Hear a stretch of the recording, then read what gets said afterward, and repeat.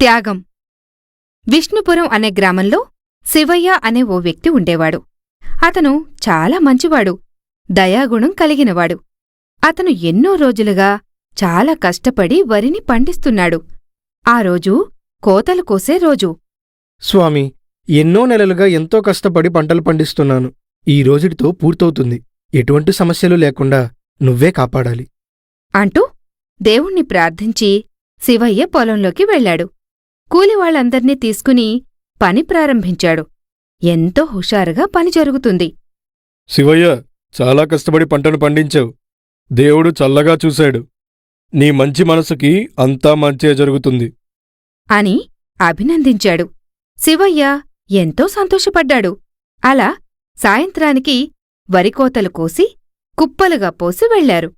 శివయ్య అందరికీ డబ్బు చెల్లించి మిగతా పనులు చూసుకుని వెళ్తుండగా చుట్టుపక్కల చూశాడు. అక్కడ గోదావరి చాలా ఉధృతంగా ఉంది. ఇదేంటి, ఏదో వింతగా ఉంది.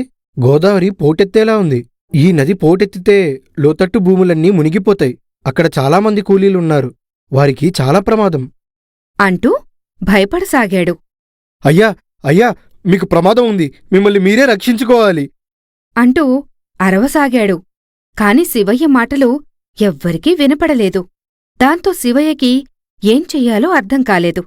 కాసేపు ఆలోచించి తన పొలంలో ఉన్న వరికుప్పల్ని తగలపెట్టాడు.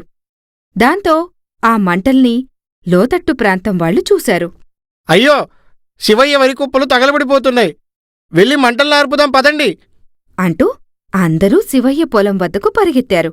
దాంతో అక్కడ శివయ్య ఉండటం చూసి, ఏంటి శివయ్య, పంటంతా తగలబడిపోతుంటే నువ్విక్కడే ఉండి మౌనంగా చూస్తున్నావు? మిమ్మల్ని రక్షించడానికి నేను తగలబెట్టాను. ఒకసారి అటు చూడండి అంటూ గోదావరి వైపు చూపించారు. గోదావరి పోటెత్తి లోతట్టు భూముల్ని ముంచేసింది.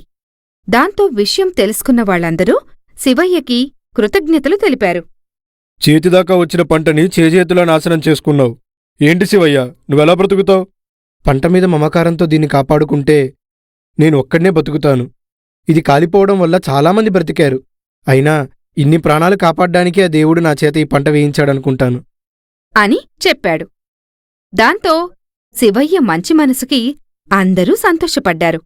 ఆ పంట ద్వారా తనకు లభించే డబ్బుని గ్రామం మొత్తం శివయ్యకి బహుమానంగా ఇచ్చింది.